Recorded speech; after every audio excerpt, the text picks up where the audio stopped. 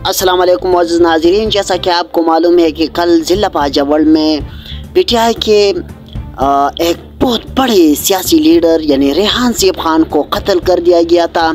ये आज इसका जनाजा हो रहा है, जो आप इस वीडियो में देख सकते हैं। कितना बहुत बड़ा जनाजा है रेहान ज़ेब खान का। रेहान ज़ेब खान बहुत बड़ा लीडर था और वो इमरान खान के दौर में आल पाकिस्तान यूथ चेयरमैन भी था। रेहान ज़ेब खान को बेगुनाह कत्ल कर दिया गया है, जो बहुत बड़ा जुल्म और ज़्यादती है।